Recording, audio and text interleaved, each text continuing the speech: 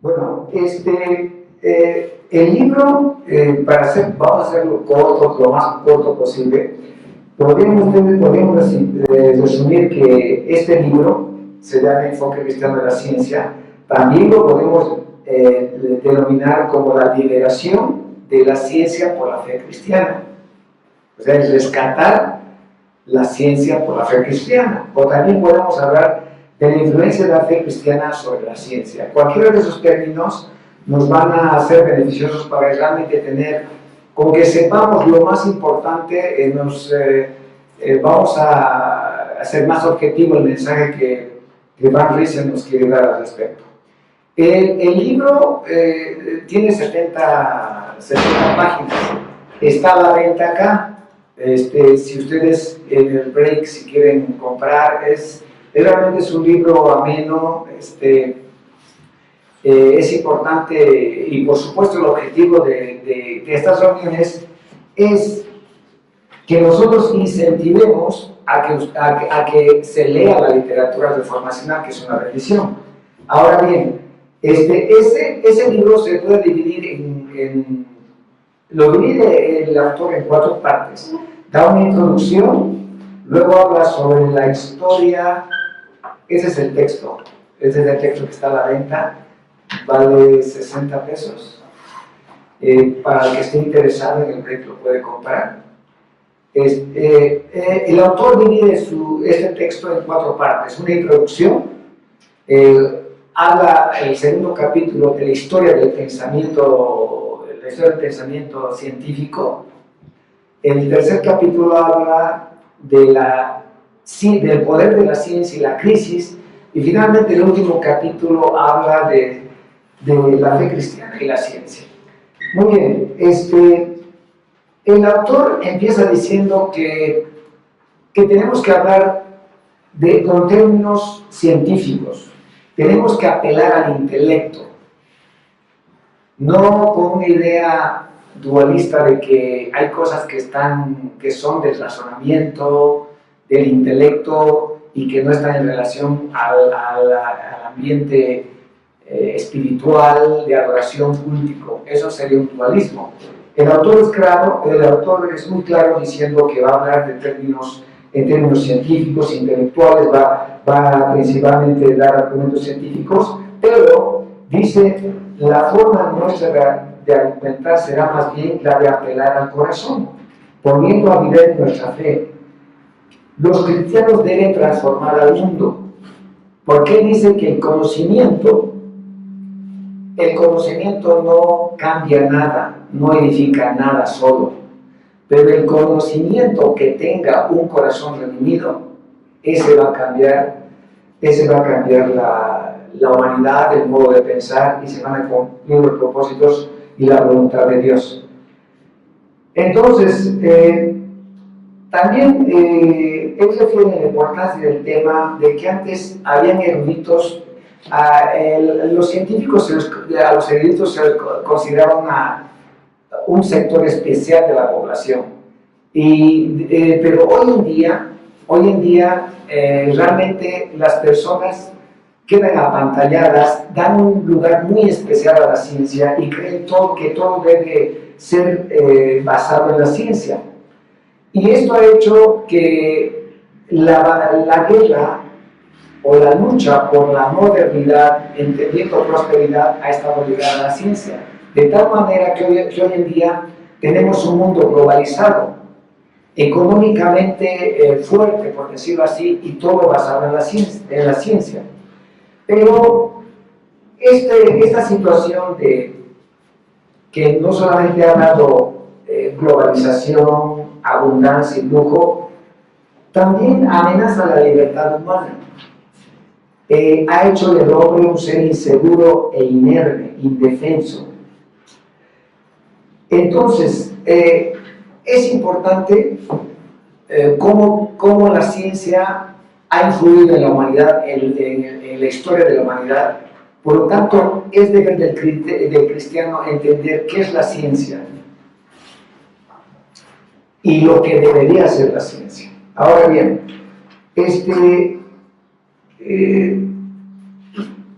los científicos siempre se apoyan en la objetividad, la neutralidad de la ciencia. Pero no hay individuo que pueda mover sus sentimientos humanos, la fe y los criterios. Cada uno de nosotros tiene criterios. Entonces, no podemos separar nuestros sentimientos humanos o la fe que tengamos, porque el ser humano es un ser religioso. Dios nos ha hecho con una naturaleza religiosa. Nos ha creado para adorarlo y gozar de Él por la eternidad. Si no adoramos a Dios, vamos a adorar a un ídolo. Y lo que trata este texto, ahorrarles tiempo, lo que trata el texto es que la ciencia para mucha gente es un ídolo. Debemos tener un solo ídolo, que es el Señor, y para eso fuimos creados. Por esta naturaleza religiosa, no podemos estar separados del reino de Dios, no podemos ser autónomos. En un momento vamos a hablar del esquema para que entiendan mejor. Entonces, si refutamos la tesis de la neutralidad y de la objetividad, y vamos a entender que la ciencia siempre va a estar determinada por la fe, entonces debemos adoptar una actitud cristiana ante ella. No será útil, sino obligatorio para nosotros. Si entendemos que no existe la neutralidad, no existe la objetividad, si es por fe y creencias, entonces realmente el cristiano realmente no está haciendo la voluntad de Dios. Si es que no está entendiendo, no es una obligación para él entender realmente qué es la ciencia. Entonces es una obligación para cada uno de nosotros saber qué es la ciencia. Ahora bien, hay otra situación. Siempre se ha dado su lugar especial el científico desde la época griega a tratar de sobresalir, de ser apartado, pero yendo hacia adelante, ya avanzando la ciencia, se ha llegado al límite de hacer una ciencia aplicada, aplicar la ciencia a todo, a la sociología, al manejo económico, a cómo debemos hacer en la escuela, cómo debemos adivinar, etc. Y esa ciencia aplicada ha producido en nuestro tiempo una extraña superioridad de conocimiento científico, y que es más que el conocimiento práctico según los autores. Y esto es discutible porque vamos a ver adelante que no solamente es importante conocer el fundamento de las ciencias, sino que tenemos que entender que la ciencia no puede abarcar demasiado. Un psicólogo no puede saber más que una mamá en relación a un niño. El psicólogo puede ver un sector, pero la mamá tiene detalles que el psicólogo no lo va a ver. Entonces no todo es ciencia aplicada. Y vamos a ver que esto se exageró mucho con la ciencia aplicada, y por eso lo menciona la importancia que debe tener el poner las cosas en su sitio. Ok, en cuanto al desarrollo, la historia, cómo se ha desarrollado, podemos decir, en resumen, que acá es un solo mensaje, volviendo del ser religioso. Dios ha creado al hombre para que desarrolle y domine la creación. Como decían al presentar, esta es una institución fide esta reunión no es cultica. Van Riesen no menciona, ni en ningún momento menciona ninguna cita bíblica.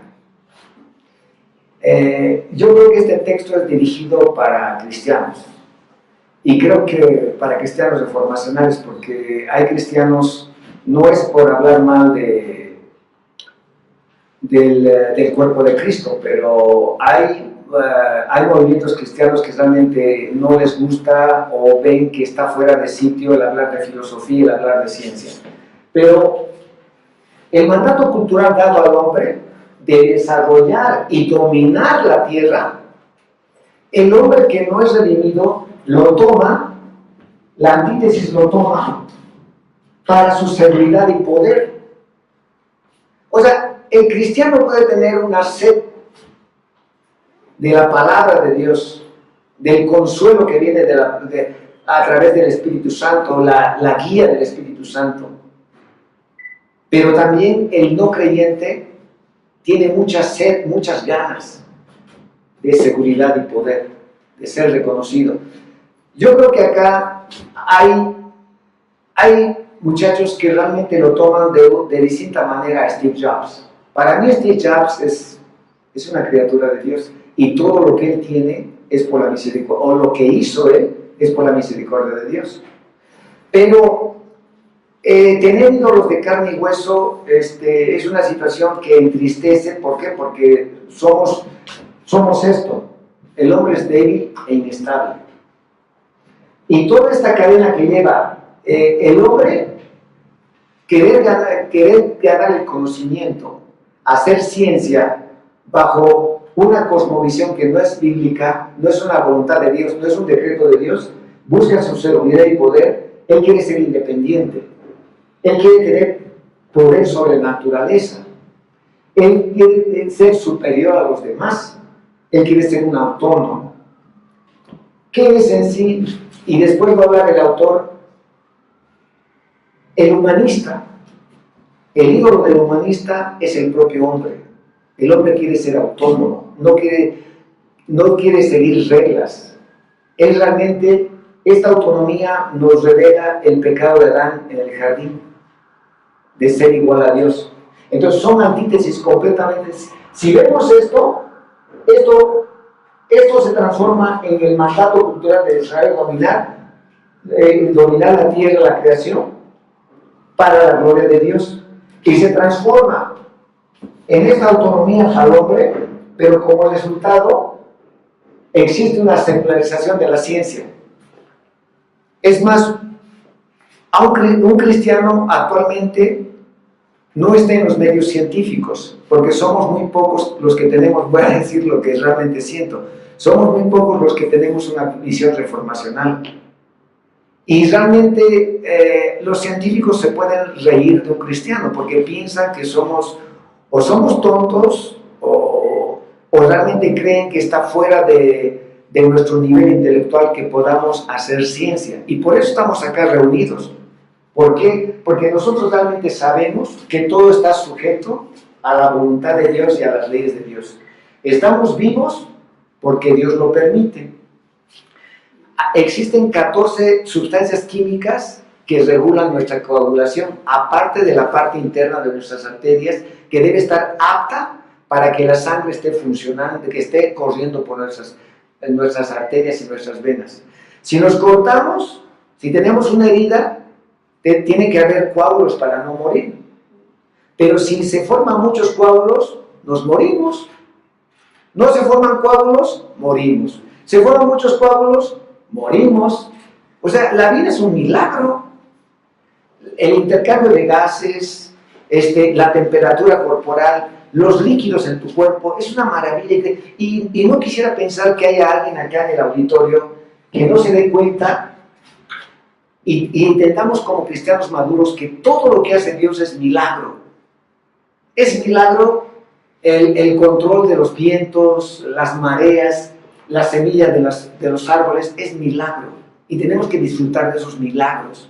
Entonces, tenemos que entender que por Dios tenemos sueño, tenemos hambre, etcétera, etcétera. E inclusive, y esta es una situación que nos place, ¿por qué? Porque disfrutamos de esta vida y luego al final vamos a terminar con algo muy importante, pero en esa situación la palabra de Dios dice, porque si coméis o bebéis, hacedlo todo para la gloria de Dios. Entonces es maravilloso cómo acá hay una riqueza total en ser desarrolladores de la creación, y acá cómo hay llegar a un ateísmo, porque el ateo va a estar insatisfecho, va a estar temeroso.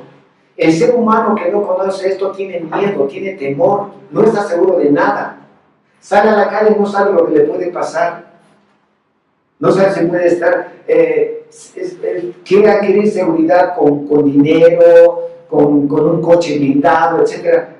Es lo que trae el hecho de estar apartado de lo que Dios ha dispuesto para su creación.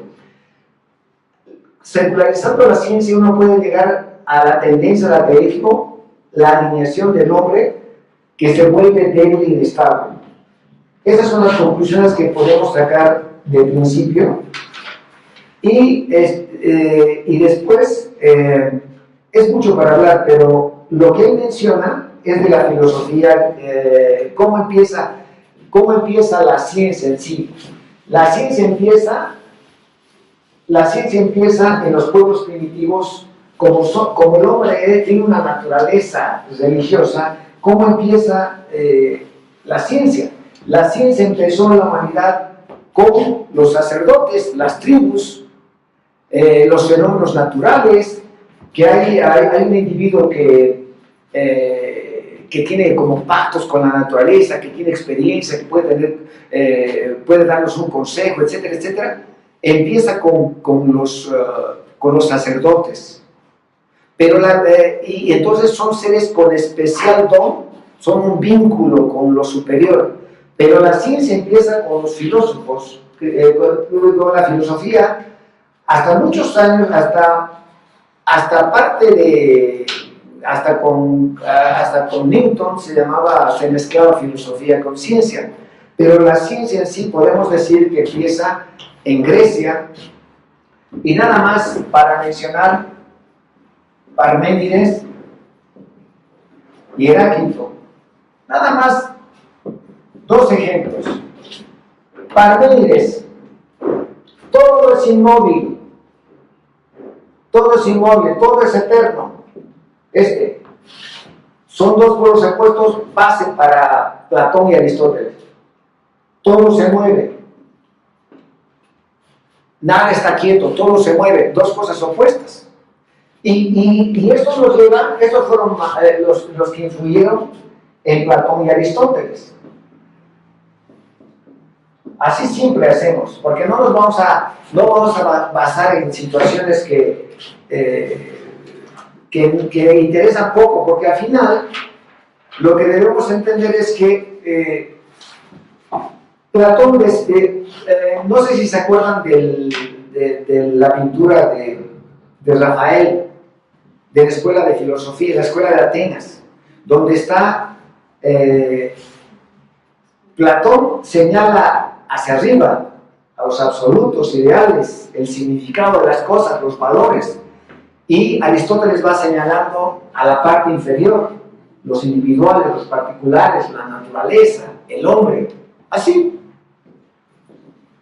Busco arriba, busco abajo, todo es inmóvil, nada se mueve, todo es movimiento, todo está cambiando. O sea, esa es dicen en los textos de Van Dijk de Historia de la Filosofía, dice el autor que los historiadores de la filosofía tienen más contradicciones que los filósofos, y este es un ejemplo.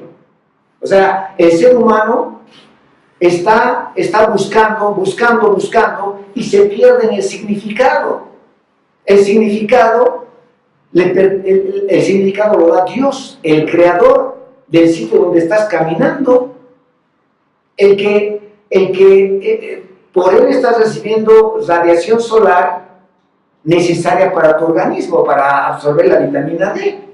Entonces, el ser humano que no tiene la luz del Evangelio, la luz de Dios, está divagando, buscando las cosas arriba o abajo, pero inclusive con contradicciones. Entonces, ahí empieza la ciencia, y por supuesto, esto influyó muchísimo en la Edad Media. En la Edad Media, Aristóteles realmente influye de gran manera, y hasta hoy la filosofía aristotélica es vigente en el catolicismo, donde realmente existe la filosofía griega. En la filosofía griega hablábamos de, por ejemplo, Aristóteles decía que la materia y la forma La forma era lo que daba vida a la materia. Y Tomás de Aquino habla de naturaleza y gracia, separa las dos, hay un dualismo que realmente inclusive cristianos están confundidos. No existen dos áreas, no hay el término secular, hay de dos. El ser humano es un ser confesional. Dios lo ha hecho para confesar. Y la religión es una confesión. La confesión de tu corazón si sirves a Dios o sirves a un ídolo. Y ahorita estamos hablando, esto se trata de un ídolo, que es la ciencia. El tema de ahora es eso, el ídolo de la ciencia. Entonces, cuando ya empieza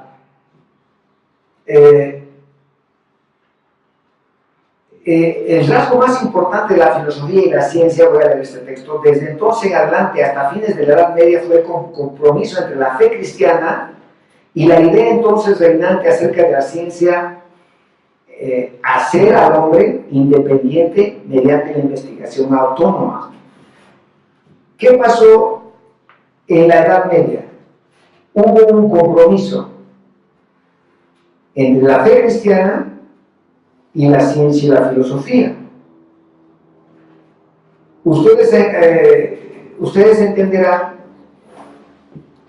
que los eruditos, los que estudiaban, los eruditos eran más los monjes, pero la gente que se dedicaba a la investigación y a la ciencia tenía que hacerlo de una manera, ni siquiera tenía acceso a textos hebreos y griegos.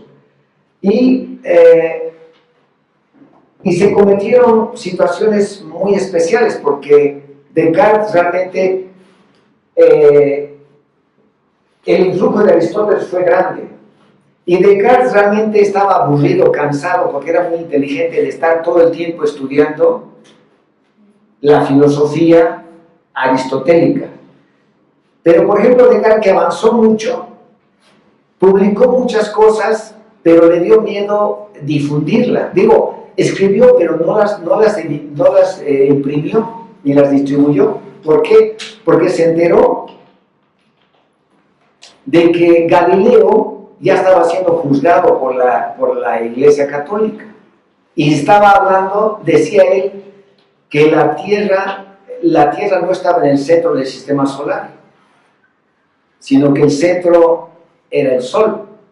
Y debido a que corría el riesgo de que ser quemado vivo, Descartes, y pensaba hasta el último, Galileo se salvó, porque realmente tuvo que vestirse con ropa como de silicio, arrastrarse a los pies del Papa, besarle la investidura al Papa y besarle los pies, y quedó relegado totalmente, ya no volvió a ser un genio de la ciencia.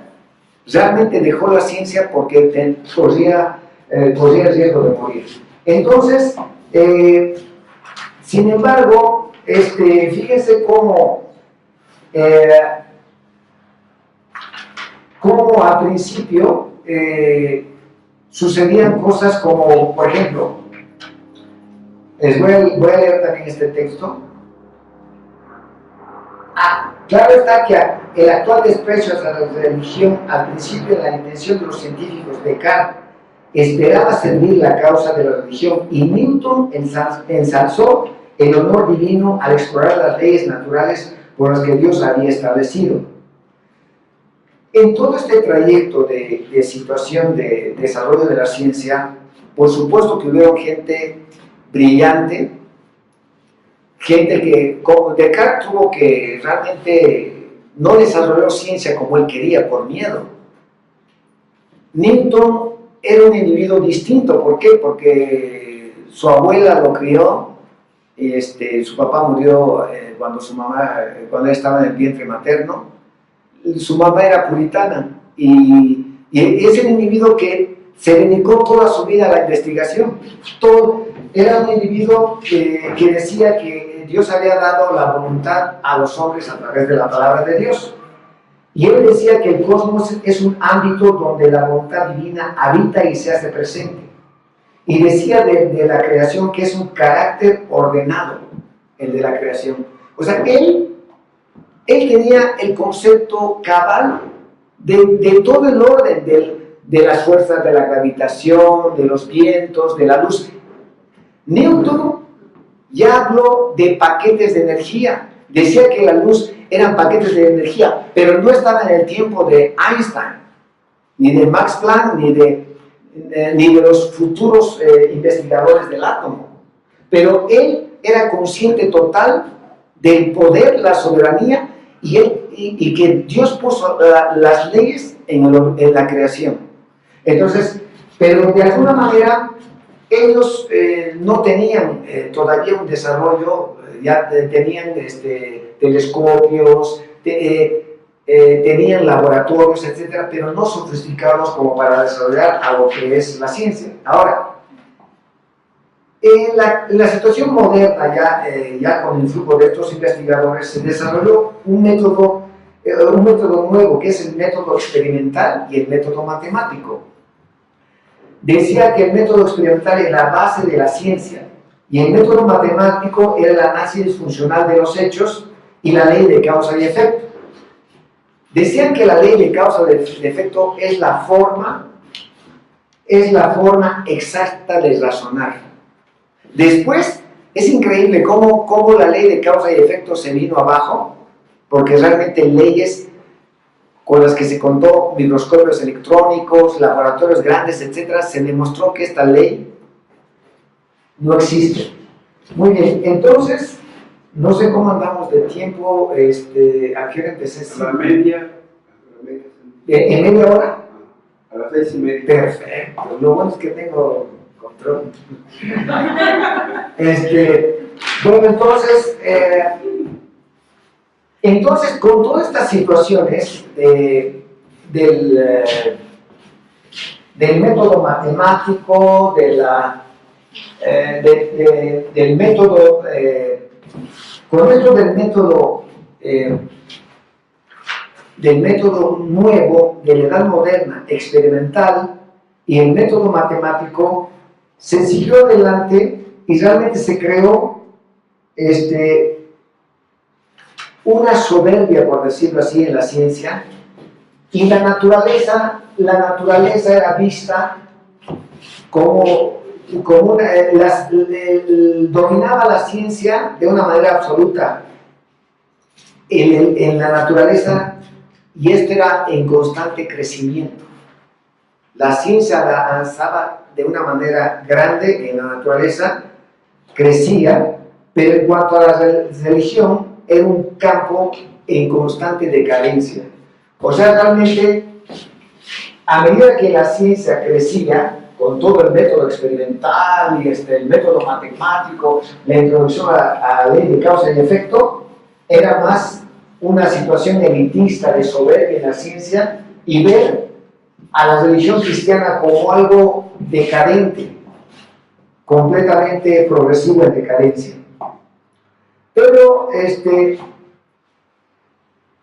Pero si vamos yendo más adelante todavía, el individuo no solamente se mantuvo en una situación de querer dominar a través de la ciencia, sino que lo que les mencionaba antes, la ciencia aplicada, aplicar a toda la ciencia.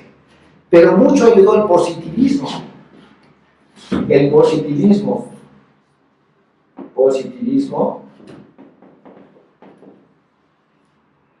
con Augusto Comte. Bueno, mi letra es un poco en sánscrito, pero es bueno para que no se duerman. Este Augusto Comte decía: hubo una época teológica, una época metafísica, y ahora estamos en la etapa industrial.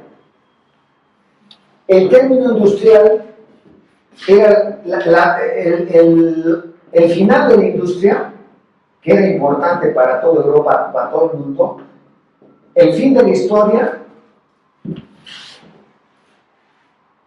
era el progreso, equivalente a lo que era el positivismo. El positivismo llegó, la etapa final de la industria era el progreso. Entonces, ustedes se acordarán de la revolución industrial. Entonces, la etapa final de la industria vino a ser una ciencia basada solo en los hechos. Acá nada más hechos, la ley de causa y efecto. Entonces, pasó el tiempo y realmente vieron que estas máquinas atentaban contra la libertad del hombre. Entonces, fíjense, solamente tenía que contar los hechos. Y con los hechos, si siguen, los hechos determinaban, los hechos de la verdad, modelo de leyes. Estos modelos de leyes que gobiernen la realidad. No sé si están dando cuenta. ¿Qué es la realidad? La realidad la mantiene la palabra de Dios. Ahorita estamos acá en realidad. Todo esto es realidad. Mi comportamiento, mi metabolismo, todo es realidad. Pero la realidad viene de Dios. Pero fíjense, es tan grande el ser humano, es tan grande la obra maestra de Dios, tan majestuosa, que la criatura está tratando de hacer leyes para que gobierne la realidad, su realidad, la realidad de Dios. El hombre quiere gobernar la realidad que solamente es gobernada por Dios. Por eso es el fracaso, por eso el hombre queda indefenso, queda perdido. ¿Por qué? Porque está en la antítesis, tratando de buscar el significado. Lo que menos hace es entender, estudiar el significado, busca por otro lado. Entonces, modelo de gobierno de la verdad en una ley general. Él dice, hay una ley, vamos a llegar a una ley general que es igual al progreso. Y eso lo tomaron muy en cuenta, ¿quiénes? Nuestros vecinos, llamas el líder Trump, ¿no? Progreso, pragmatismo. Ok, entonces, ahora, hemos visto, estamos diciendo cosas y están dando cuenta que no existe la neutralidad, no existe la objetividad. El ser humano es indefenso, mueve sus emociones. El científico elige cosas, decide, ve las cosas bajo su punto de vista, pero quiere generalizar, piensa que al elegir, al decidir, no está motivado por situaciones de creencias, de manera de sentir. Eso es absurdo. Y aparte, esto que estamos viendo, que estamos dándonos cuenta de que realmente no es realmente verdad, sino que acá estamos viendo claramente la esperanza del futuro, el progreso. Estamos viendo, esta es la fe. Entonces, los científicos todo su estandarte es neutralidad, objetividad, pero vemos esto y vemos que la fe del positivismo es el progreso. La fe cristiana, entendemos que es la fe cristiana, pero esto es fe. Entonces, ¿dónde queda la neutralidad? ¿Dónde queda la objetividad? no existe. Entonces, eso en cuanto al positivismo y cómo es más, cuando se aplicó la ciencia, se aplicó a toda la ciencia,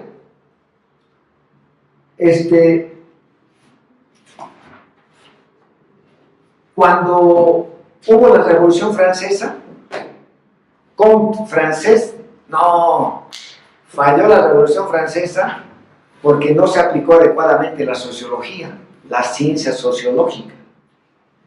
Bueno, a ver, si entendemos claramente, es un tema demasiado largo, pero acuérdense cómo el hombre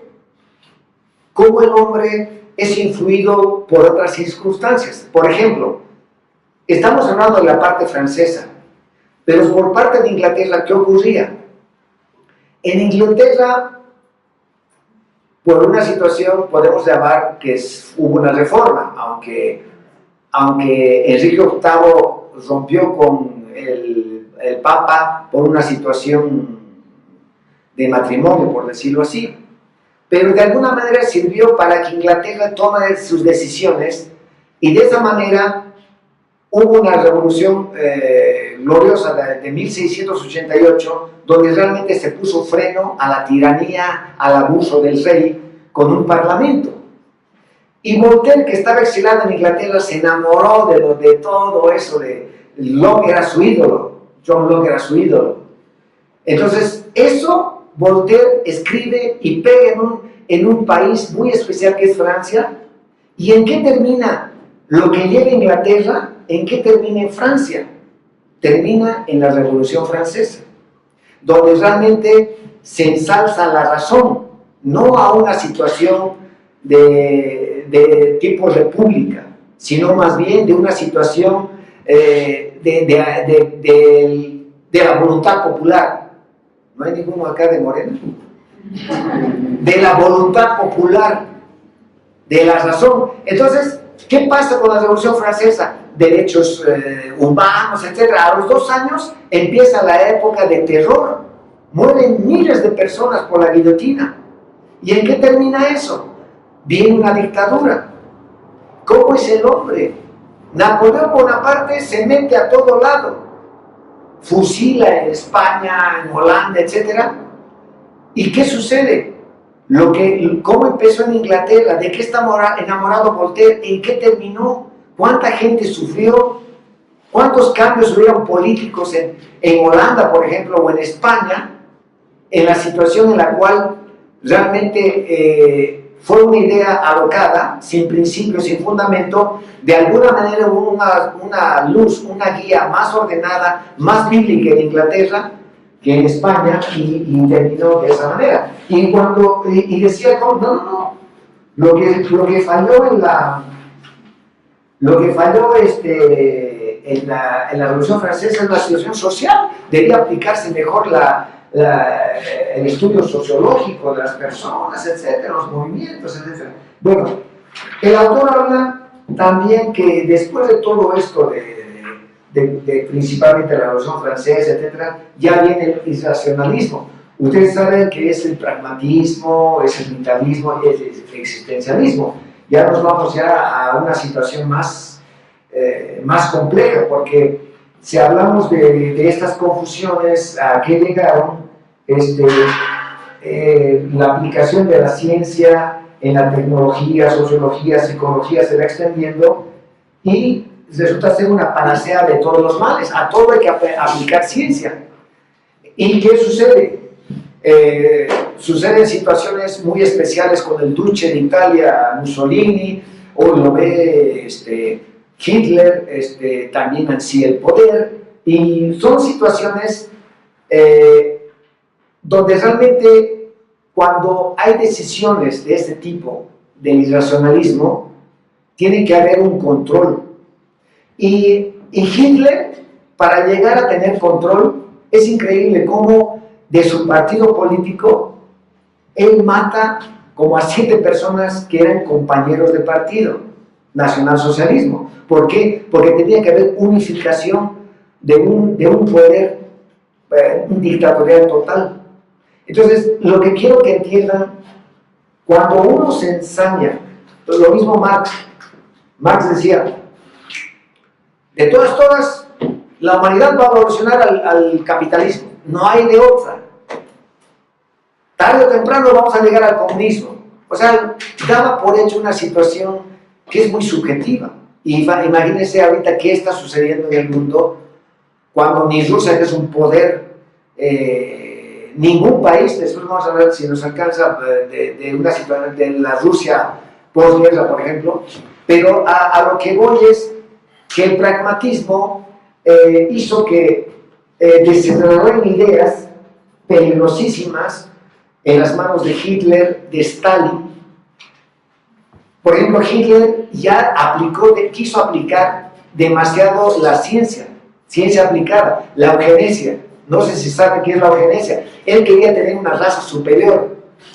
Quería mover los genes de tal manera, los cromosomas, realmente, no sé, ser súper fuertes. Y realmente el hecho de tener un ídolo de partido, de un individuo que mata a sus compañeros, cuando ya mató a los compañeros, cuando ya es líder único, cuando ya está en sus planes la guerra, no le queda otra cosa. Ya no puede volver los 7, 8 años de una mente cruel de planificar, ya no hay vuelta atrás. Estar en la guerra, Rusia es un país grande, quien sabe cómo respondan esos alcohólicos, esos ignorantes, esos borrachos, no sé cómo responden, se va contra Rusia. Entonces es un poder como que el hombre se mete en una carrera donde ya no hay alternativa de salir a un lado o a otro, sigue adelante. ¿Y en qué termina? Pues en el desastre de la Segunda Guerra Mundial. Y entonces a todos se aplicó la ciencia de una manera optimista, y realmente vimos desastres y realmente vimos que se perdió el significado de la vida, la seguridad del hombre, la libertad del hombre, y este poder de la ciencia realmente fue incrementándose a costa del deterioro humano. Y entre otras cosas, podemos decir que el pragmatismo es una huida fácil y superficial. Lo práctico deja sin control, sin contestar en la práctica qué cosa es buena, qué es cosa mal, qué es lo malo. Si sale bien, hazlo. Practicidad. Órale, es un carácter que prima mucho todavía en algunas corrientes norteamericanas, ¿no? Del pragmatismo. Entonces, y se olvida de los problemas fundamentales. Posteriormente, se fue todos los desastres que estallaron en cuanto al abuso de, ustedes saben que antes de la guerra se intensificó la investigación del átomo, y realmente gente brillante llegó a descubrir que realmente hay una teoría de la relatividad, que el átomo, el electrón es impredecible, puede cambiar de posición, puede haber ondulación. Ya se supo que la luz son fotones. Entonces nació la teoría cuántica, la teoría de la relatividad.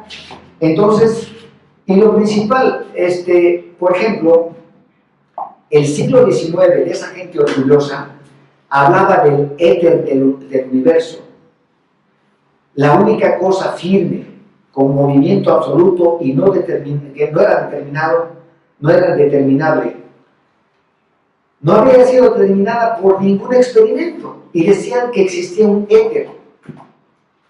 Pero Einstein demostró que este éter no existe. Cosas increíbles como, por ejemplo, la teoría, lo que les decía, la teoría de la relatividad, y hay un alemán, ciencia aplicada,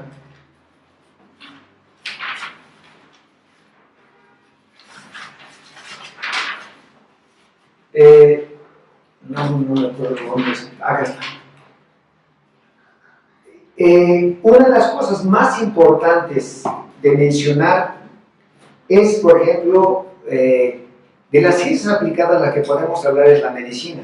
¿Cuánto se ha investigado, cuánto se ha aplicado a nuestra integridad, a nuestra salud, al hecho de que nosotros seamos gente grande, más sana? La ciencia aplicada a la medicina fue la primera y la más grande. Y de esa manera se determinó que nosotros no solamente podemos contar con todo lo que existe en la actualidad para la medicina, sino también algo tiene que ver la nanotecnología. No sé si se sabe lo que es la nanotecnología. Es la manipulación de la materia a escala nanométrica para producir a macroescala. La unidad es un mil millonésima de metro. Cuando se manipula la materia a una escala tan minúscula de átomos y moléculas, demuestra fenómenos y propiedades totalmente nuevos. Nos permite la posibilidad de fabricar nuevos materiales, máquinas, aparatos y sistemas novedosos de menor costo con propiedades únicas. Yo no sé cómo estará la ciencia aplicada en Israel, pero realmente me impresionan los parches que hay para pacientes que son candidatos a trasplante, que son parches que los controlan con chips para que sigan teniendo actividad y no requieran un trasplante.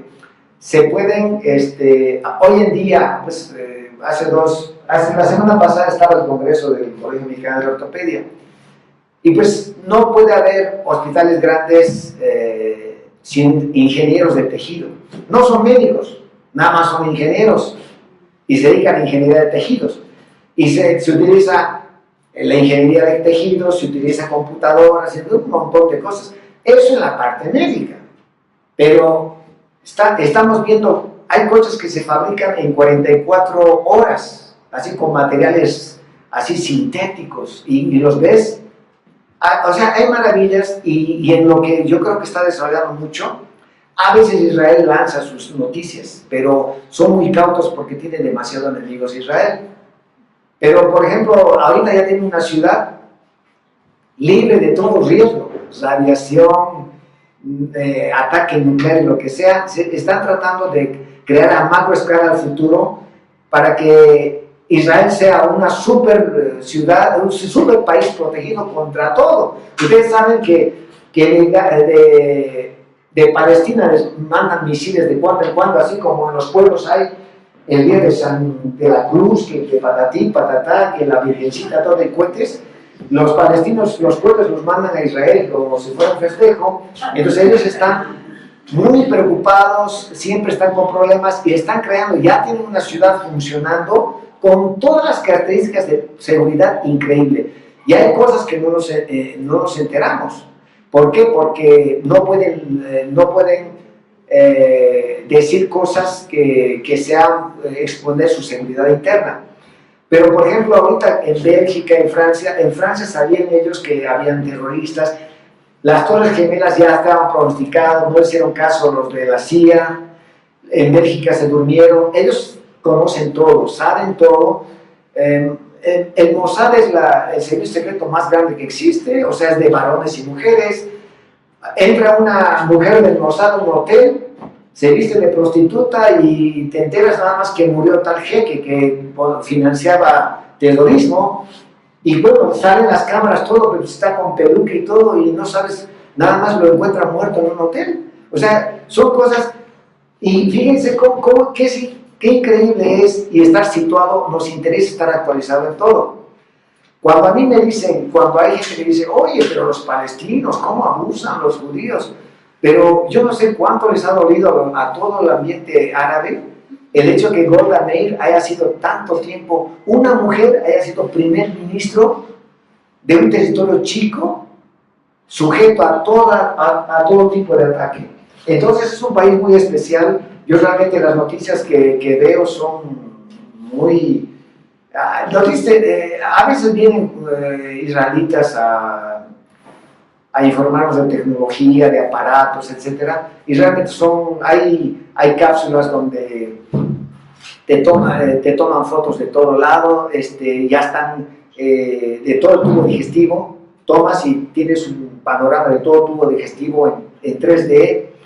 Ellos tienen máquinas para detectar olores, Parkinson, esquizofrenia, etcétera. Muchas enfermedades las detectan por sensores ya, experimentaron en animales. Entonces, la ciencia realmente hay que aplicarla, pero hay que aplicarla de tal manera que sea para la gloria de Dios. Y cuando terminemos la otra sección, voy a terminar con algo que realmente es el sumo de esto, ¿no? Fíjense que hablar de todo esto dio hambre y dio sed. Ahí tiene todo un arsenal de alimentos, toda una despensa. Entonces, pues, vamos a dar un break. Volvemos otra vez. El autor habla de ciencia aplicada y planificación social. Y él menciona que, pues, realmente cuando hay problemas importantes es cuando se ha apoyado más en la ciencia. No solamente Rusia, como saben, Rusia, su sistema pues comunista ha tenido problemas económicos e inclusive hubo cierto grado de capitalismo que ellos no querían.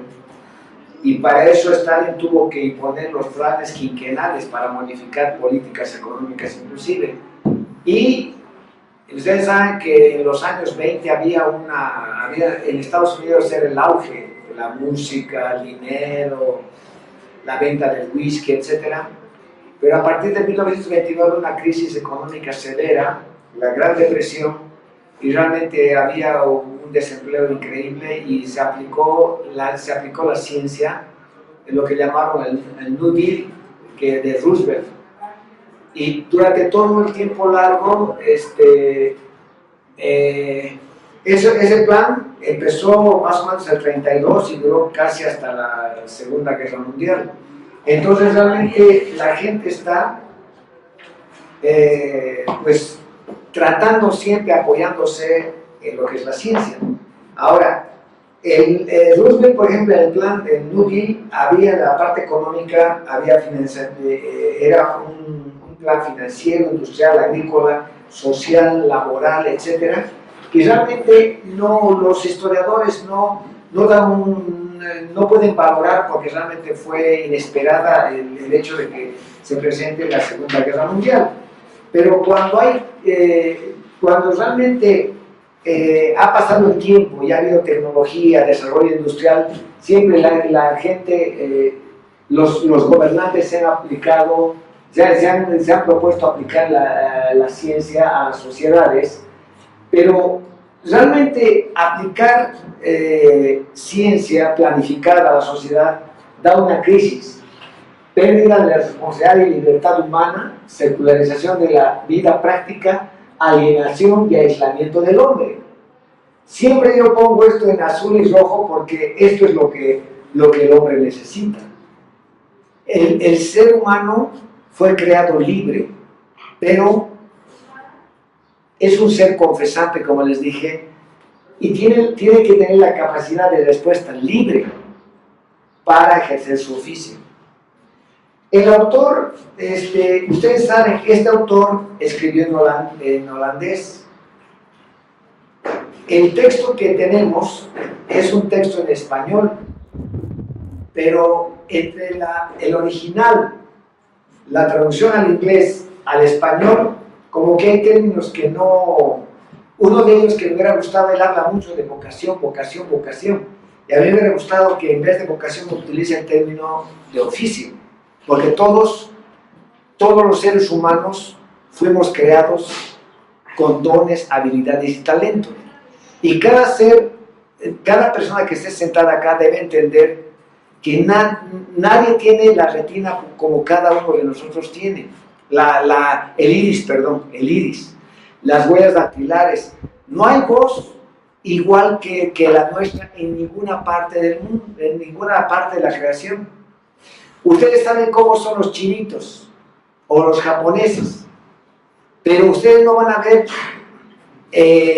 asiáticos iguales. No hay. Las características de los afroamericanos o los africanos es única, pero no hay personas iguales a otras. Entonces, tenemos que entender que la sabiduría de Dios y la soberanía de Dios es tan grande que realmente no podemos entender cómo es que nosotros no nos demos cuenta de nuestro estado. Lo que tenemos nosotros, lo que somos, lo debemos a Dios. Si tengo alguna habilidad, es que viene de parte de Dios. Y no puede haber en el DF, en la Ciudad de México ahora, no puede haber muchos más cirujanos, neurocirujanos. No puede haber un grupo grande de ceramistas o de albañiles. Pues es increíble, Dios controla los nacimientos, controla las habilidades, los talentos y los distribuye. Bajo esa condición estamos viviendo. Y entonces es importante nosotros entender, nosotros somos individuos de respuesta. Y nosotros somos seres que tenemos oficio. Cada uno de nosotros tiene un oficio. Dios le ha dado una capacidad, un don, un talento, una habilidad, una facilidad. Y eso es para la gloria de Dios. Y debemos entender cuál es el papel de nosotros. Acuérdense que les decía el texto que el cristiano debe saber qué es la ciencia. Debe tener ideas claras. Y es una responsabilidad del cristiano entender lo que es la ciencia, porque no es la fe en su autonomía, en ser superior, el de dominar, sino el de ser siervo. Somos siervos de Dios en el oficio que Él nos ha puesto. Y de ninguna manera, el autor habla claramente, no puede ser que un ingeniero, tanto se habla de que la ciencia es absoluta, que la ciencia es neutral. Un ingeniero tiene un área, pero el ingeniero no puede, si se mete en el área del obrero, va a perder, porque el obrero tiene otra, hablamos de sentido común. El agricultor y el ingeniero en agricultura se van a complementar. El ingeniero de suelos va a ser para que la producción sea mejor, pero de ninguna manera va a superar el ingeniero industrial a las habilidades de un agricultor, de un labrador. Entonces, eso tenemos que entender. Por eso estamos acá, porque nuestra área no es solamente de que asistamos el día domingo como comunidad de Dios, para decirle a Dios gracias por la salvación en Cristo, como pueblo, como comunidad, sino que nuestro oficio está las 24 horas del día, porque estamos glorificando a Dios durmiendo, porque cuando estamos durmiendo, nuestro cuerpo está desintoxicándose, está controlando, los huesos, los músculos lo viejo se está eliminando y lo nuevo se está poniendo, de tal manera que al día siguiente estamos listos para nuestro oficio, de albañiles, médicos, ingenieros, lo que sea. Entonces es importante entender que no se vale la pena, y eso va el mensaje para la gente joven y también los padres de familia. O sea, es una bendición que nosotros entendamos qué es Dios. Y la manera de conocer a Dios es a través de Cristo y a través de su palabra, pero es una bendición aparte, gran bendición, el hecho que realmente nosotros entendamos en este ambiente lo que es la teología reformacional. El hecho de que Dios es soberano total y nosotros volvemos a las Escrituras para guía, porque el oficio nuestro es restaurar lo que se dañó, reparar y redirigir. Tenemos que redirigir la ciencia bajo los postulados de Dios, no bajo la gente que quiera obtener un beneficio personal en su autonomía. Entonces, ese detalle es muy importante de la personalidad libre, porque el ser humano debe estar libre para responder el oficio. Esa es la verdadera libertad, no la libertad que se proclamó después de la Revolución Francesa. El hombre soberbio, después de la Revolución Francesa, quería eliminar el año 1792 de la era cristiana. Quería hacer, es la voluntad del pueblo, empieza otra era. Querían terminar con los años sin tener relación el día en que el reino de los cielos se acercó a la tierra, cuando Cristo vino a buscar lo que se había perdido. Quisieron destruir catedrales y llevaron, como si fuera un emperador o algo especial, a una mujer que era una de vida fácil, y simularon que era la razón, la diosa de la razón. Ese es el hombre, y por eso tenemos que estar preparados nosotros para que entendamos cuál es el movimiento, qué terrible es el pensamiento humano, como para llevar. No hay tiempo para hablar de tantas cosas, aberraciones que han sucedido, y el freno también fue importante de la soberbia humana, porque realmente fue terrible. La Segunda Guerra Mundial fue terrible. Son como 70 años ya después de la Guerra Mundial, donde la humanidad, Europa y todos están así, evitando cualquier situación de guerra, porque realmente fueron años donde se vivió miseria humana terrible. Yo conocí gente en la Argentina que estaba esperando, ya cuando conocí gente que vivía en Argentina, pero eran nativos de Europa, de la época de la guerra. Esperaban barcos, y iban nadando y todo como podían, y se comían pescados crudos, hervían zapatos, botas, comían ratas. Entonces es importante entender toda la ciencia, la exageración, el orgullo humano, de alguna manera se frena un poco cuando pasan desastres. Y la naturaleza humana, cuando no está sometido a Dios, se pierde totalmente. ¿Qué sucedió en la Segunda Guerra Mundial? Japón seguía al hijo del dios Sol, que era el emperador, y él decía: no se pueden rendir. ¿Y qué sucedía? Poblaciones que caían bajo los norteamericanos, se suicidaban gente civil. Los soldados morían con granadas en la mano, no podía haber rendición. Los oficiales egresados del colegio militar se metían el sable en el abdomen.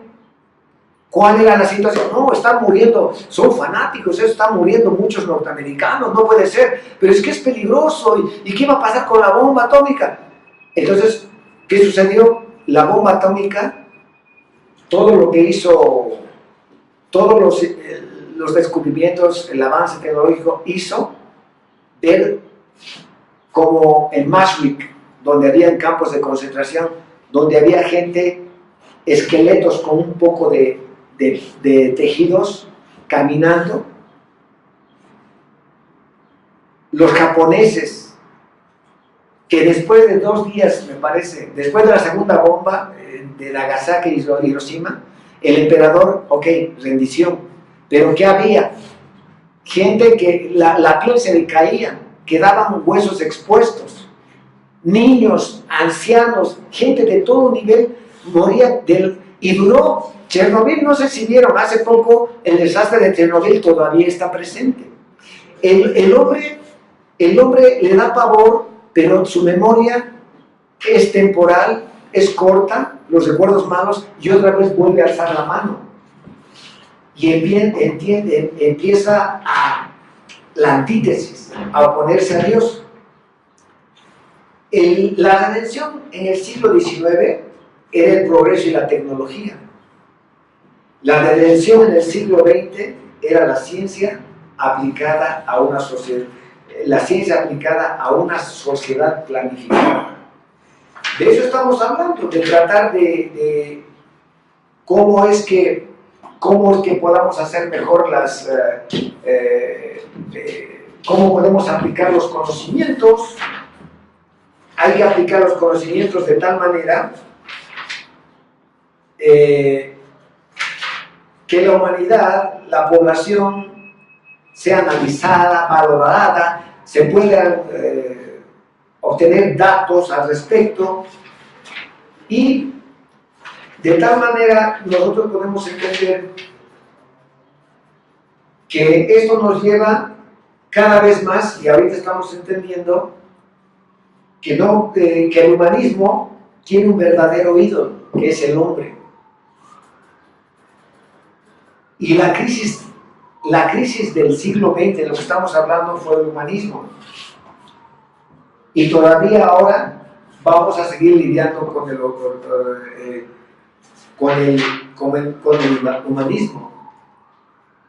El oficio es un mandato cultural. La ciencia y la tecnología deben servir para glorificar a Dios. Ser independiente de Dios, el autónomo, hace ciencia y tecnología como un ídolo. La ciencia actual tiene gran poder sobre la realidad y divorcia la vida. La secularización intenta divorciar la vida, naturaleza y sucesos del verdadero origen y destino. Y acá el autor habla de qué sucede en Estados Unidos. Ustedes saben, Estados Unidos es un país que realmente impone todo. La economía es más fuerte, siempre ha sido un país con economía fuerte, país poderoso militarmente hablando, y creo que Estados Unidos, no sé si se debería cambiar, es una opinión personal, pero hay época antigua, edad media, edad moderna, edad contemporánea, y podríamos decir hay edad posterior a las Torres Gemelas, al 2001, porque realmente el mundo ha cambiado. Y Estados Unidos va a seguir como líder, porque Europa, aunque esté unido, hay muchas cosas que no hacen que sea una entidad económicamente poderosa y firme en todos los aspectos. Pero Estados Unidos, y nosotros nos sentimos, decimos, no, Estados Unidos son cristianos, crecieron con fundamento bíblico, etcétera, etcétera, etcétera, cuando entendemos que el cristianismo, según el autor, ellos son pragmáticos. Ellos tienen un ídolo, los norteamericanos, que es la comunidad. No sé si se han dado cuenta, al norteamericano nadie lo puede tocar en ningún lado. Es un ser con privilegios. Entonces, ese sentido de comunidad, porque vienen de todos lados, de todas lenguas, sabemos la historia de Estados Unidos, país de inmigrantes, pero hicieron fuerza por el sentido de comunidad. O sea, es secundario el decirse cristianos. Ellos tienen un ídolo, según el autor, que es la comunidad. Ahora bien, según el autor, ellos mueven más emociones, son más superficiales en la religión, y lo vemos. Y la mayoría, ¿por qué nuestras congregaciones de México son evangelicalistas? Porque realmente la corriente norteamericana con Billy Graham, empezó Billy Graham y pegó muchísimo del llamado al altar, de haz una oración y recibe a Jesucristo como Señor y Salvador, las 5 leyes espirituales, etcétera, etcétera. Estamos plagados de eso, y de alguna manera somos cuestionados. ¿Por qué? Porque la mayoría de nuestros hermanos cristianos tienen dudas. ¿Por qué esto? ¿Por qué lo otro?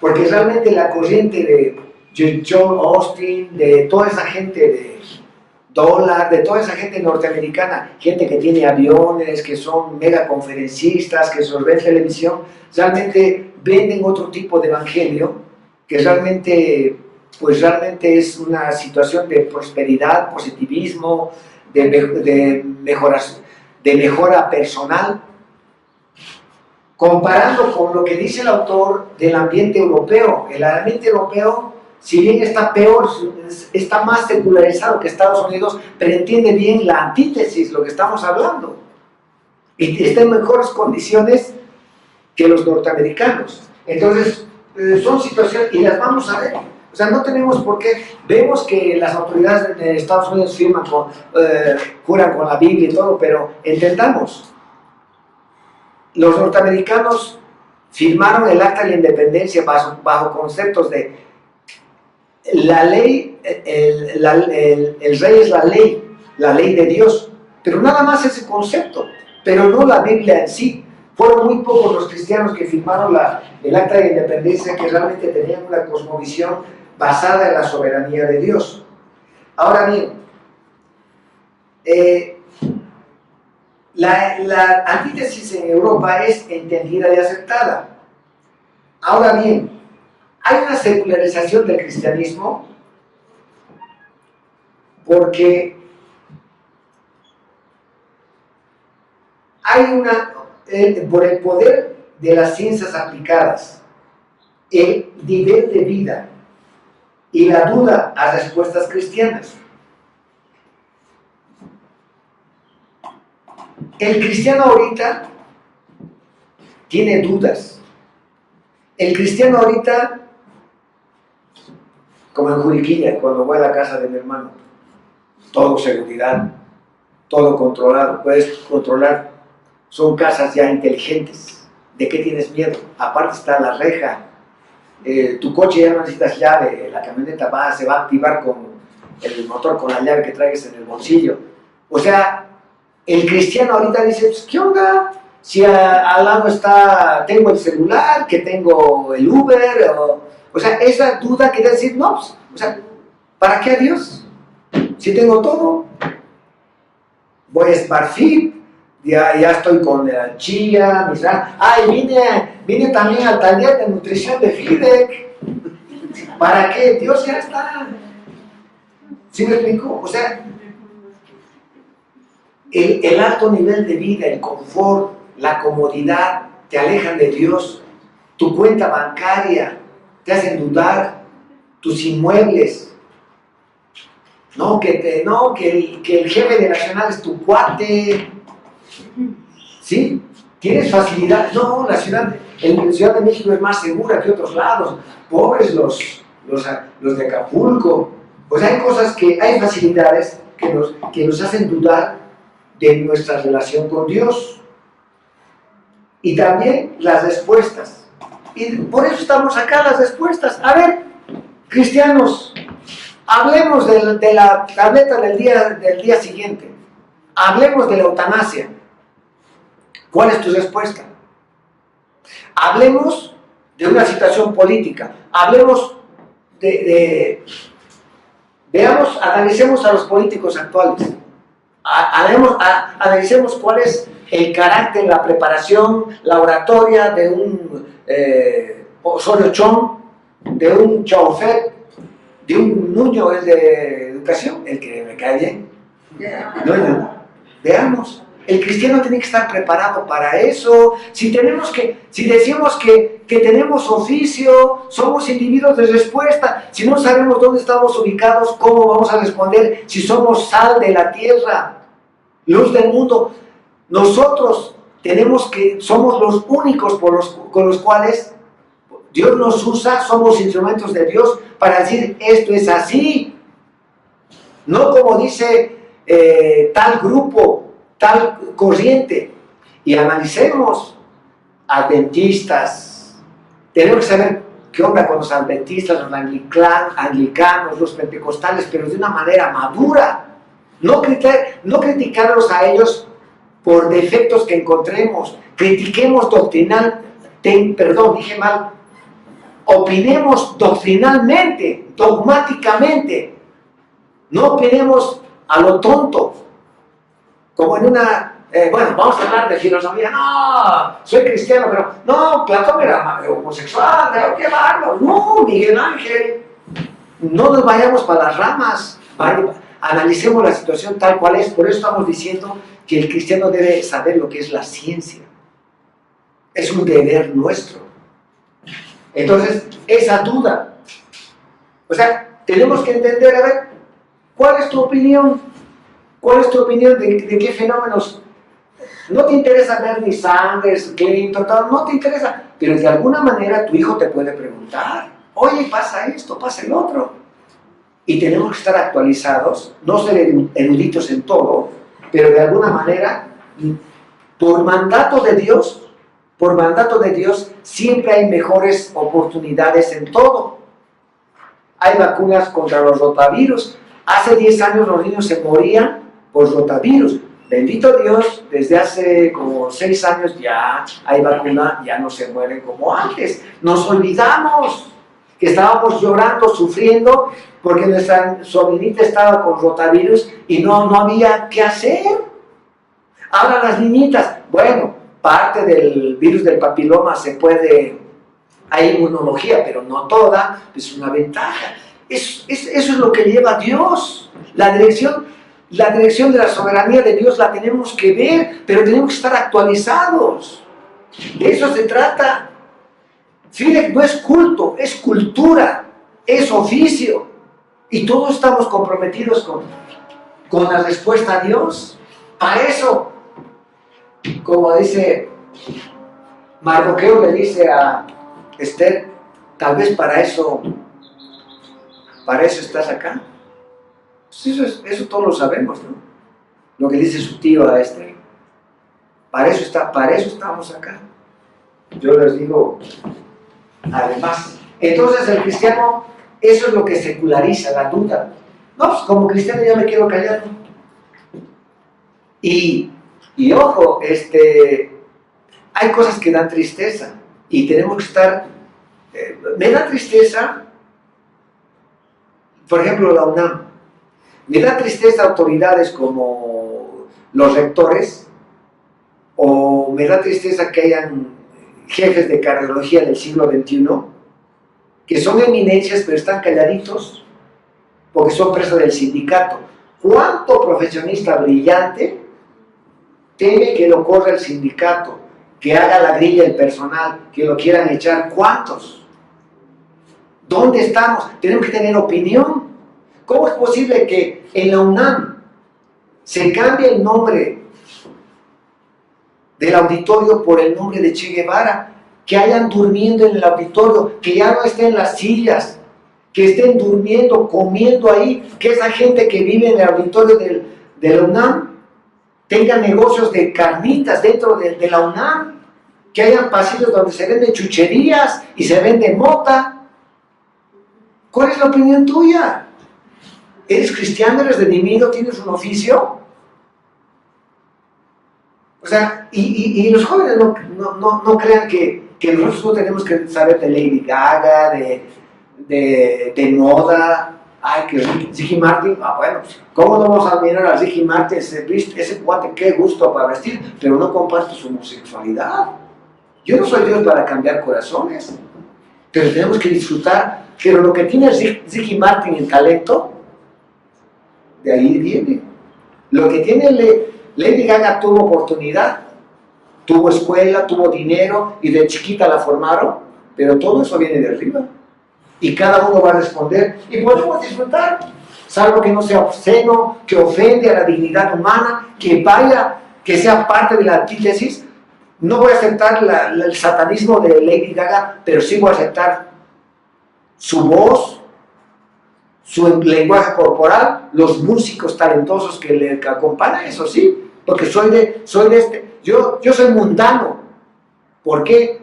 Porque Dios me ha puesto en el mundo y soy servidor, soy su labrador, soy su administrador. Entonces yo tengo que conocer todo lo que le pertenece al dueño, a mi Señor. Así que tenemos que vivir sin aislarnos, porque este mundo es de Dios. Como Kepler decía, no hay pulgada cuadrada que no le pertenezca a Jesucristo. Él es Señor. ¿Quién es Señor? El que manda, a quien se le obedece. Y hemos dicho que el ser humano es un ser religioso, es un ser de respuesta. El enfoque cristiano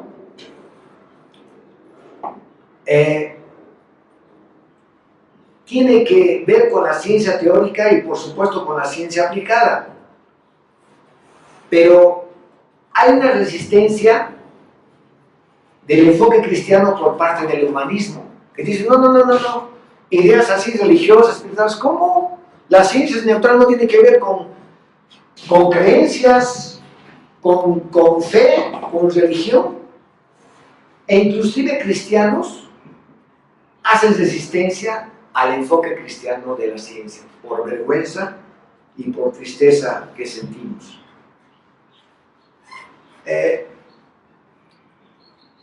Hay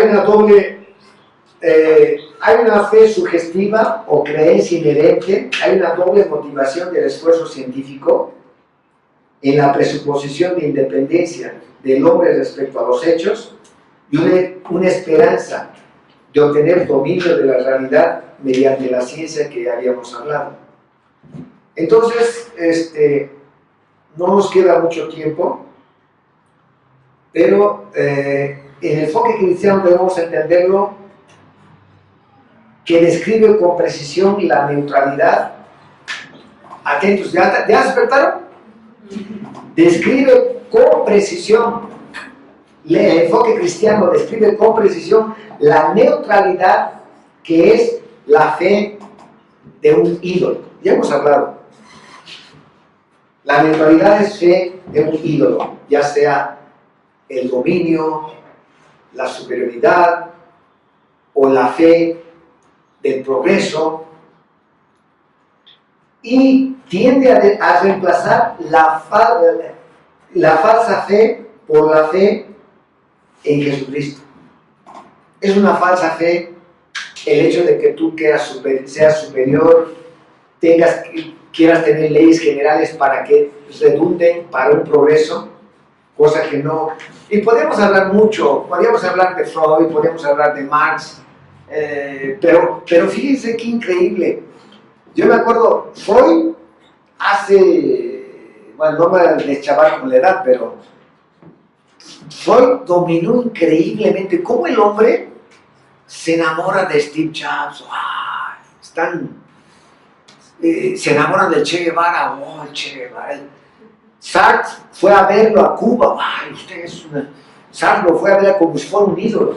O sea, pero a mí me tocó vivir en un país que estaba con una mentalidad europea, en Argentina, y en esa época realmente era todo psicoanálisis. Todo era psicoanálisis. Y ahorita psicoanálisis es una burda situación. O sea, no puede existir. ¿Cómo la humanidad va adquiriendo ídolos de barro, ídolos falsos, fe falsa? Él escribió un libro sobre la interpretación de los sueños, pero es una situación ya, como diríamos, de mágica, o sea, no tiene un sustento fisiológico, neuropsicológico, de transmisores químicos, para nada, es una falsedad. Y la gente se movía con el psicoanálisis, y pagamos un dineral, y todo, no, es que me estoy a punto de cursar psicoanálisis, no, que había problemas, no, es que me cobra muy caro el psicoanalista y mi esposa se enoja conmigo, pero yo necesito psicoanálisis. O estábamos en el hospital, ya era la 1 de la mañana, 2 de la mañana, hacíamos guardias y venía a la habitación de los varones una doctora, oye, quiero hablar contigo, a un compañero, es que mi psicoanalista me dijo que tengo que hablar contigo. O sea, todo era eso. Eso es lo que nos pasa a nosotros, tenemos ídolos, inclusive tenemos ídolos, por ejemplo, las guajolotas, los caldos de gallina con doble bolillo y Coca-Cola, el no hacer ejercicio. ¿Sí me explico? Entonces, de esto estamos hablando y tenemos que entender que la neutralidad nunca ha existido en la ciencia. Que nos quede claro eso. La ciencia proporciona un conocimiento específico limitado. La ciencia no es preeminente ni superior a otra clase de conocimiento. Y hemos hablado cuánto sabe la mamá acerca del niño, su crecimiento, todo. Cuánto sabe el pediatra, cuánto sabe el psicólogo que va a dar atención al niño. Abusados con eso. ¿Qué pasa con el campesino en su campo? El viento, que la hoja, que los animalitos, los insectos, todo. Es su área. Nos puede dar clases a gente que ni conocemos, ni podemos caminar por senderos, estamos acostumbrados a pura banqueta y puro asfalto. Esos acusados. El conocimiento no es preeminente ni superior en la ciencia a otra clase de conocimiento. Hemos hablado del sentido común, una palabra que utilizan mucho los nuevos, common sense todo el tiempo. Lógico. Y yo digo, cuando hay desorden, o sea, todo está desordenado, pero ¿saben qué? Vamos a hacer lo más práctico, sentido común. Como en el metro a veces hay gente que viaja en la puerta, ¿no? O sea, pero pues, se sube y se baja. Pero realmente si tendrían sentido común, coordinarían, ¿no? En esta época de contingencia, ahora es que no, coordinarían, a ver dónde se pone, calcular qué rato van a bajar. O sea, es importante entender, no tenemos que estar enamorados de la ciencia como solución a las cosas. Tenemos que estar nosotros comprometidos con conocer más, porque es un decreto divino. Las mamás jóvenes tienen que entender que sus niños tienen un cerebro que es una esponja de conocimiento. No es que yo sea fanático o me encante lo norteamericano, pero el inglés te ayuda muchísimo. Y pues, bueno, Estados Unidos, museos, bibliotecas y todo, la verdad, hasta los cines, ¿no? Los restaurantes, ni que se diga, pero vayamos a lo que nos sirve, pero que hay que tomar al niño chiquito inglés, no es por ser malinchista, le va a ayudar mucho. Cuanto más chiquito, ok, Sky tiene dibujos, les puedo poner en inglés. Hay kinders bilingües. Esas edades son increíbles, después no se olvidan. Cuando tú a tu hijo chiquito, o más o menos a tu hijo de 8 o 9 años, lo has puesto en academias de inglés, no se lo va a olvidar. Pero tuvo una maduración hormonal sexual, ya no aprende como antes. Ya es más grande, menos. Por eso tengo que tomar mucho té verde para retener más. Ok, ahora bien, entonces es muy importante entender eso, y nosotros la edad que tengamos es un decreto divino el que tenemos que ser mejores. Se van a fijar, no hay gente grande que no incentive al nieto para lo mejor. Puedes haber sido, aunque no seas redimido, lo peor, pero quieres lo mejor para tus nietos, bisnietos, etc. Es un decreto divino, pero hay que cultivarlo todo el tiempo para que cada vez seamos mejores. Tenemos que saber, dogmáticamente tener buen conocimiento. La literatura también nos ayuda en otros idiomas. El internet es así en inglés, así en español. Entonces, ¿cuánto de internet aprovechas? Entonces es importante tener, no por malichismo. Nunca estará libre de la fe del científico. La fe del científico no estará libre en la ciencia. La ciencia es única pero limitada, acordemos. No puedes tener un conocimiento completo, aunque seas redimido y aunque creas que el Espíritu Santo te ayuda a discernir por tus oraciones, porque tienes una dedicación a Dios. La ciencia no puede reemplazar al conocimiento práctico. ¿Ok? Entonces es importante entender esto. Ya casi estamos sobre la hora. Déjenme ver si no hay algo que... Las creencias tienen que estar integradas. O sea, no es solamente para el científico cristiano, pero todos estamos haciendo ciencia, ¿no? Si tú eres abogado, tienes que ser mejor abogado, entonces estás haciendo ciencia. No es lo mismo investigar en un laboratorio que también ser un excelente abogado con cosas, hay todo, ¿no? Oratoria, lenguaje corporal, expresión, hasta el modo de vestir tenemos que, pues, aprender. Entonces, aparte de la fe cristiana, hay creencias que deben estar integradas, armonizadas e inspiradas por la fe del hombre.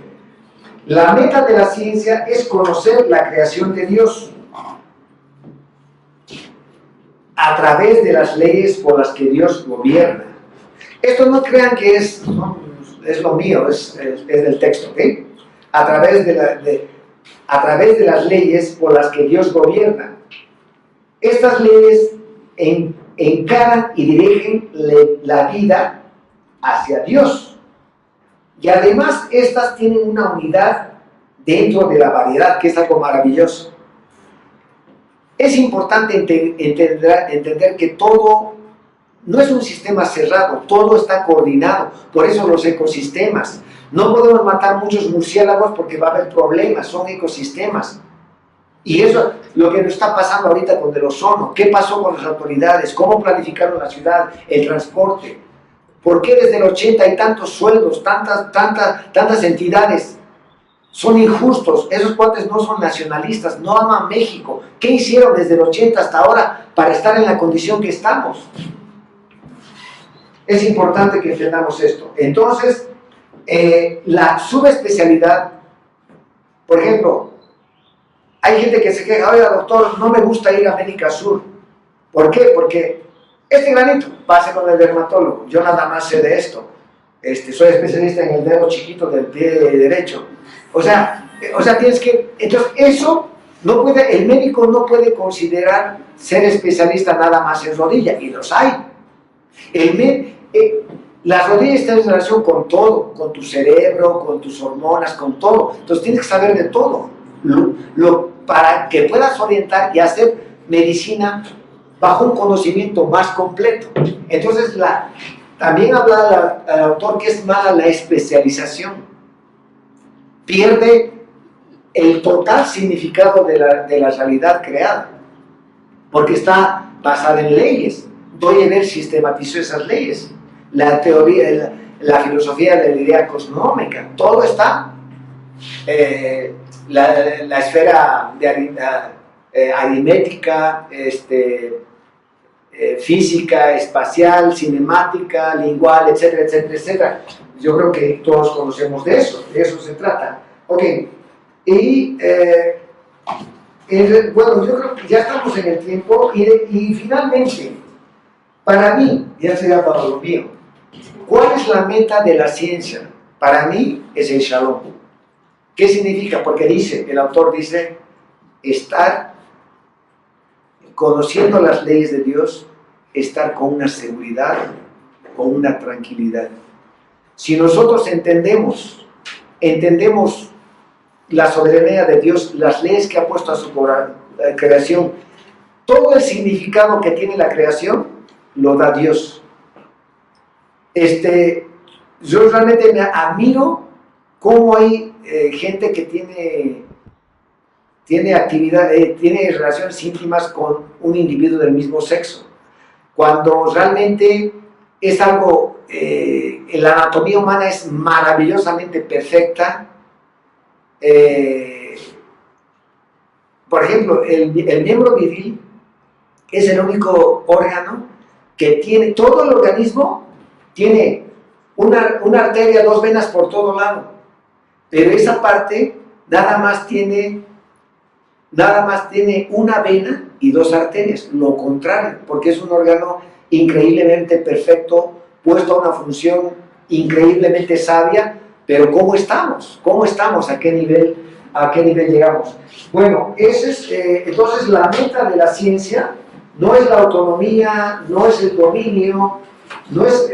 tengo un amigo que dice, oye, lo vi en el Congreso también, pero ya hace tiempo que me dice, oye, ¿qué más puedo pedir? soy jefe de servicio del hospital, soy Consejo Mexicano de Ortopedia, tengo mi hospital, mis títulos, ¿qué más le puedo pedir a la vida? Yo dentro de mí dice, y si mañana estás en la presencia ante la majestad de Dios, ¿qué? Bueno, hay gente que no te va a entender, claro que yo les hablo y realmente la gente entiende cuando tú le hablas, y una cosa, último, ahorita nos va a correr pero hay una situación, a mí me da tristeza, y esto va para preparación, me da tristeza, no sé si María me comentó de Pink, una película entre comillas cristiana. Entonces, pues yo a Paco del Toro, pues yo he visto películas de él, es hermano de Guillermo del Toro, y realmente causó, pues yo vi en internet comentarios, pero realmente me dolió, me puse mal cuando a un programa de Televisa, no sé si fue Televisa, estaba una mujer de derechos ante la discriminación, no sé qué, estaba la conductora, estaba una pareja gay que adoptó un chavito, o una niña creo, y estaba un pastor de Ensenada, y estaba Paco del Toro, el director de la película. No saben, me daba tristeza, faltaba que los agarran a cachetadas a los dos, al pastor y al director de la película. Pero es que no puedo, eso es lo que me pasa a mí. O sea, entendamos la antítesis. Al hombre no le gusta que le hables de Dios. Es una antítesis. Y esa antítesis la puso Dios, para que tengamos en cuenta. El hombre que no está las rodillas dobladas ante Dios es enemigo de Dios. Entonces, no podemos, bueno, es algo personal, yo no les hablo de Dios, yo hablo de la verdad. Y me dicen, ¿usted es cristiano? Entonces, tenemos que estar bien preparados, porque si tú vas con lobos, rapaces, te quieren destruir, es que la Biblia dice, y que la fe, no, o sea, no es así la cosa. ¿Por qué? Tienes que ser sabio, tienes que elegir actores, y tienes que, no, es demasiado afeminado, ¿qué quieres? O sea, ¿quieres mandar un mensaje? ¿O quieres ser exagerado con el manerismo y los gestos y las muecas del que hace personal de homosexual? Entonces, nos falta leer mucho, instruirnos mucho, nos falta estar con conocimiento y dogma como para que podamos opinar, y tenemos que ir a programas cuando nos inviten. Y ojalá Denis y el otro, no me acuerdo cómo se llama, ojalá que, ojalá nunca debemos decir, esperemos en Dios que un día los grandes periodistas nos inviten y podamos realmente poner en el sitio que corresponde la verdad, la luz, la soberanía de Dios. Y realmente la sangre de Cristo vale mucho y está entre nosotros.